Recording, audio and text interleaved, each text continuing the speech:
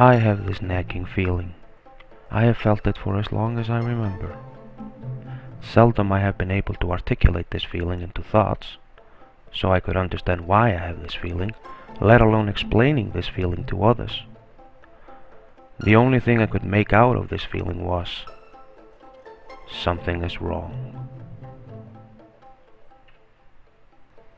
I was born in late 1974 on an island way up in the north, called Iceland. In my childhood, I was given an image of the world that was being fixed after the horrific times of World War II, with the leadership of the UN and the USA. At the time of my birth, Iceland was an independent nation with its own fishing industry. My mom and dad and my older sister lived and worked in that industry. By the year 2000, this industry was almost gone. The quota regulations made sure that the right to fish ended up in the hands of a very few people, who then sold this right to foreign companies for an incredible amount of money. The right to fish, I would think that is my birthright. Today the industry is dead, just like with the car and steel industry in the US and Europe. Why is it in the West most industry is going away? After the Cold War, everything looked like we were going to have peace in our world along with the freedoms we have. Freedoms our earlier generations fought for. We were free. I believed this. I loved it. I was gonna have fun. And we had fun for about a decade. Then one day happened. Holy fuck! Oh my god! I was shocked, just like everyone else on this planet. I was angry seeing almost 3,000 people being killed.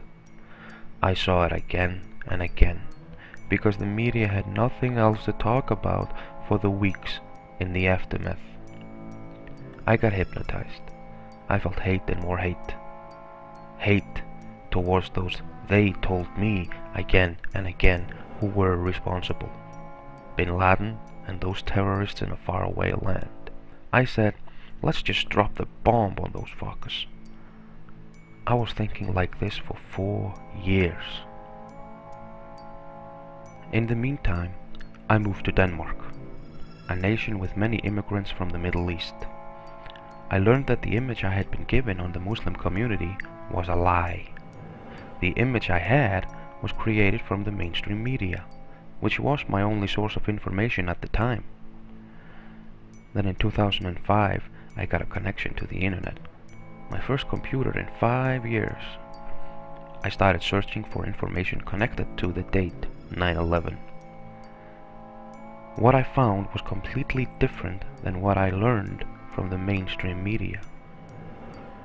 Many questions I heard for the first time, questions that I could not create on my own just by reading the morning newspaper or watching the nightly news.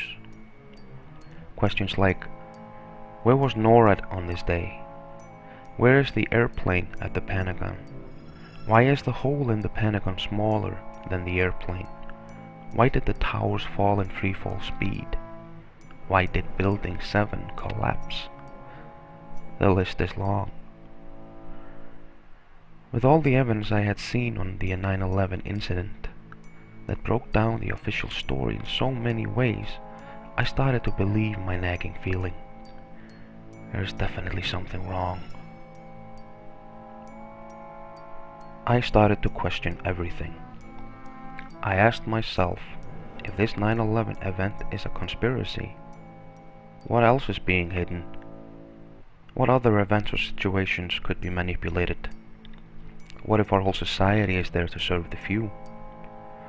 My nagging feeling said yes. J. Edgar Hoover said, the individual is handicapped by coming face to face with a conspiracy so monstrous he cannot believe it exists. The American mind simply has not come to a realization of the evil which has been introduced into our midst. So I asked myself, what in our society has full power over my actions? I found one thing that has way too much power over my actions. A power that decides if I can make a feature-length film or not. A power that decides if I go on vacation or not. A power that decides if I sell myself or not. A power that decides if I have a home or not.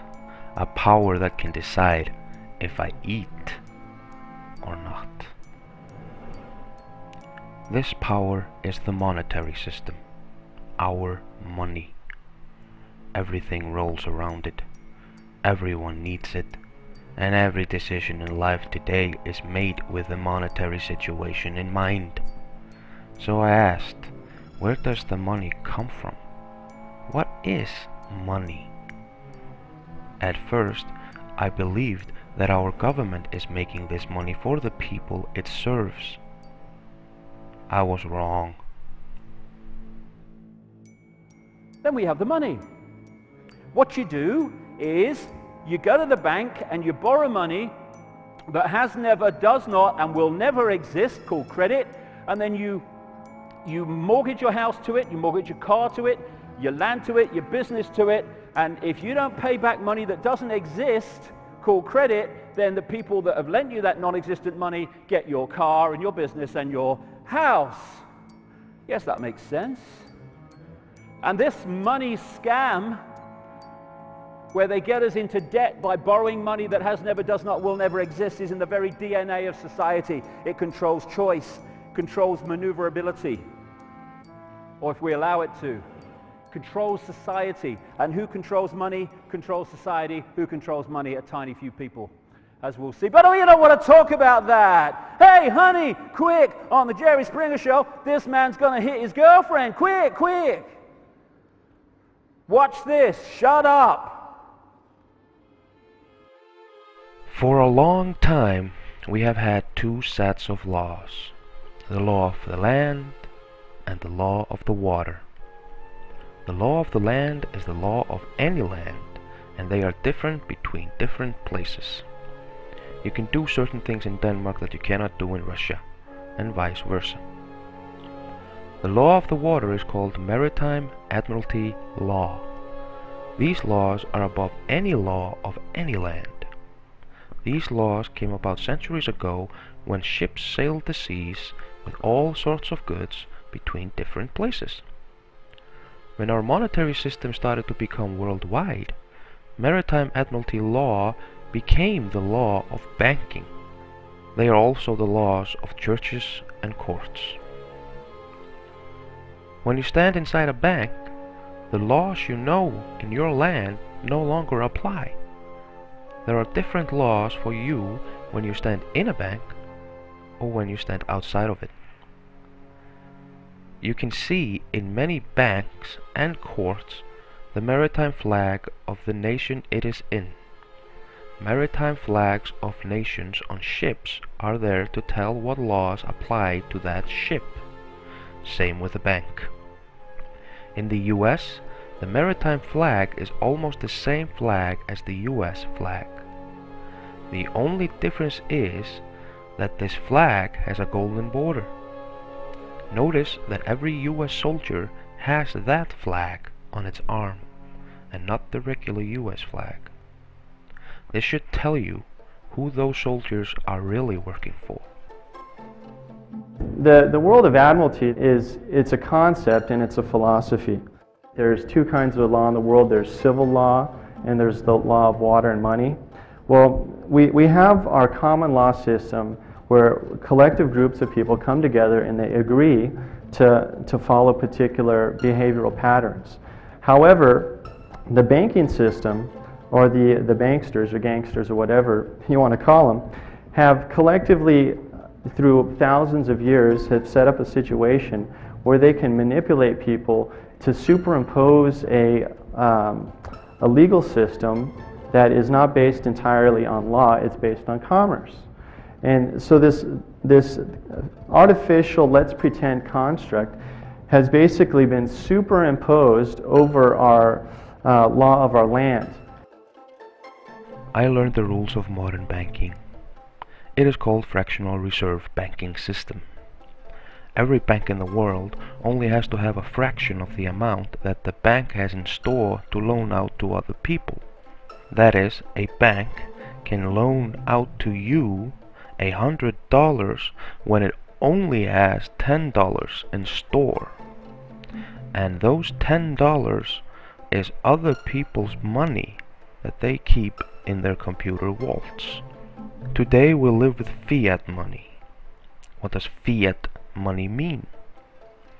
A currency that a government has declared to be legal tender, despite the fact that it has no real value and is not backed by any reserves. Historically, most currencies were based on physical commodities, such as gold or silver. But fiat money is solely based on faith. Money as religion. This money is printed by private organizations all over the world and loaned to governments with interests. These interests are the debt of most nations today. This made me think. Money is the main brainwash tool. Mayor Rothschild said, "Give me control of a nation's money, and I care not who makes the laws." The Federal Reserve, the central bank of the USA, is not federal. It is a privately owned company set up in England, which nobody knows who owns. Nor does it have any reserves. Woodrow Wilson was the US president that signed into law the Federal Reserve Act in 1913, something he regretted later in his life. Woodrow Wilson said on his deathbed, "I am a most unhappy man. I have unwittingly ruined my country. A great industrial nation is controlled by its system of credit. Our system of credit is concentrated. The growth of the nation, therefore, and all our activities are in the hands of a few men. We have come to be one of the worst ruled, one of the most completely controlled and dominated governments in the civilized world. No longer a government by free opinion, no longer a government by conviction and the vote of the majority, but a government by the opinion and duress of a small group of dominant men." We are told that America is the land of laws, a nation built on laws. In point of fact, nothing could be further from the truth. America is run by people who are lawless. We have no law in America, and understand that. The law is whatever the powers that be in power happen to say it is today. Whatever they say it is, that's what the law is today. And it may change tomorrow. In 1933, the USA became bankrupt in the middle of a depression, which was created because of the Federal Reserve Act. It is still bankrupt. This creature called the United States is not a nation at all, but merely a corporation which is in Chapter 11 bankruptcy. This corporation was set up in England in 1868. The President of the USA is a president of a privately owned company that works under maritime admiralty law. All corporations have presidents, for they work under maritime admiralty law. Just this fact alone should tell the average human being that we are not being told the truth. We are being manipulated. When USA became bankrupt, the banks asked the US government, "How are you going to pay? What is your collateral?" The government answered back, "The people is our collateral." Today, on the back of US birth certificates are the markings of banks. In other words, the banks own the people. Minimum wage. What is it? To me, it is the salary of a slave. A slave needs to be kept alive and healthy so that the work can be done. Today, I see people living a life where they work hard and long hours, but never get a paycheck that lasts them longer than towards the next paycheck. The modern slave takes care of his own slavery. The most hard-working slave is the one slave who believes he is free. Tell the truth, don't be bullshitting people. Like I say, there's enough bullshit as it is. There's enough bullshit as it is. In fact, there's just enough. Did you know that? There's just enough bullshit to hold things together in this country. Bullshit is the glue that binds us as a nation. Where would we be without our safe, familiar American bullshit? Land of the free, home of the brave, the American dream. All men are equal, justice is blind, the press is free, your vote counts. Business is honest, the good guys win, the police are on your side, God is watching you, your standard of living will never decline, and everything is gonna be just fine. The official national bullshit story. I call it the American okey doke. We are told we are free, but I do not feel that I'm free. We are ruled by the rule of force. Just look at what happens when you do not comply to your government, when you don't pay your taxes. Why do we keep playing the game? I mean, would you play Monopoly with other people when the banker is always cheating? That is what we do in real life. Why do we accept it? The whole court system, our whole monetary system, is based on ancient esoteric principles. Your body's energy, it's a vessel. Your body's a vessel. You have blood vessels, etc. And you're traveling on the seas of commerce. Not really, because we're on land, but they superimpose the world of admiralty on us. And anyone can verify this because the Navy has surveyed all the land in the continental United States. And there's brass cap high water marks in all the local towns and counties. So they've, in a let's pretend game, they said we're underwater right now. That's why they have jurisdiction of admiralty. And it's, unless you rebut that presumption of jurisdiction or the admiralty realm, it shall reign supreme. This monetary system is the direct cause for about 20,000 people dying every day from hunger. 20,000 people! Why? Well, today our world is home to 6.7 billion people. Humans currently consume 20% more natural resources than the Earth can produce. The West comprises only 10% of the world populations, but consumes 50% of the world resources we produce. And we release 80% of the world pollutants.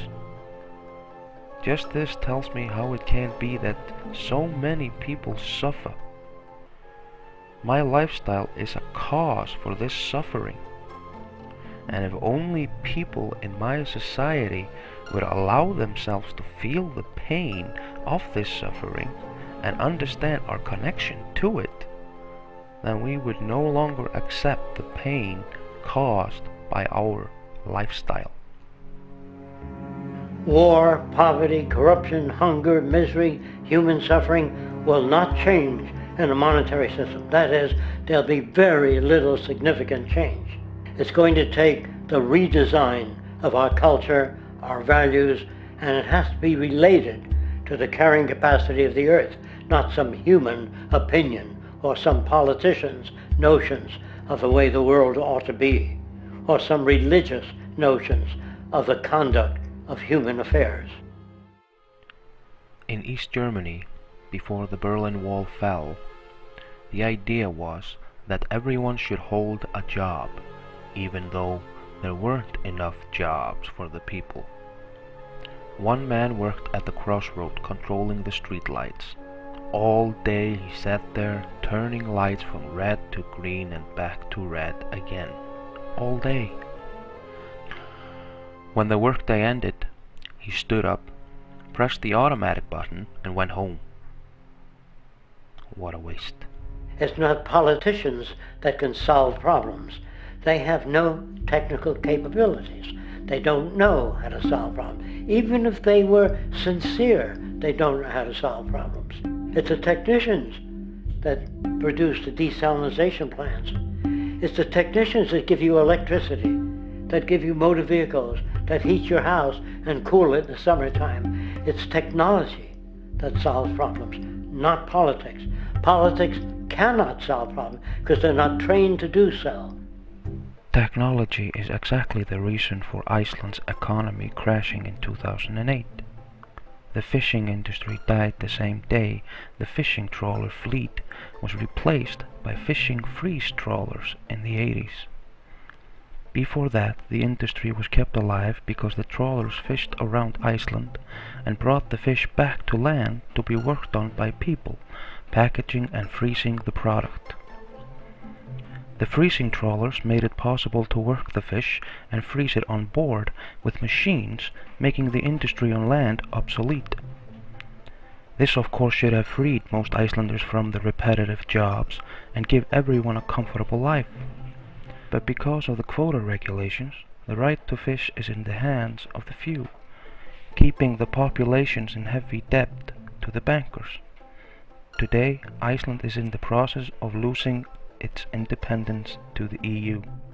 And the question that's raised by politicians is, how much will a project cost? The question is not how much will it cost. Do we have the resources? And we have the resources today to house everyone, build hospitals all over the world, build schools all over the world, the finest equipment and labs for teaching and doing medical research. So you see, we have all that, but we're in a monetary system. And in a monetary system, there's profit. A monetary system is a slave system. The money is the incentive for people to misuse their power. Many problems of this world derive from the money. Prostitution, theft, poaching, human trafficking, drug trafficking, politicians. It is very easy through money to exclude an individual from taking part in anything. So, what is the answer? Shit, hell that I know. I'm just seeing the problem. And the problem is a monumental one. And I think it will not be solved while we hold on to the ideas of possessions we have had created around us. But then I get reminded by this quote by Arthur Schopenhauer. All truth passes through 3 stages. First, it is ridiculed. Second, it is violently opposed. And third, it is accepted as self-evident. And in fact, I had a vision of a way we could have no enemies ever again, if you're interested in this. Anybody interested in hearing this? It's kind of an interesting theory, and all we have to do is make one decisive act, and we can rid the world of all our enemies at once. Here's what we do. You know all that money we spend on nuclear weapons and defense every year? Trillions of dollars. Instead, if we spent that money feeding and clothing the poor of the world, which it would pay for many times over, not one human being excluded, not one, we could as one race explore outer space together in peace forever. Thank you very much. You're great.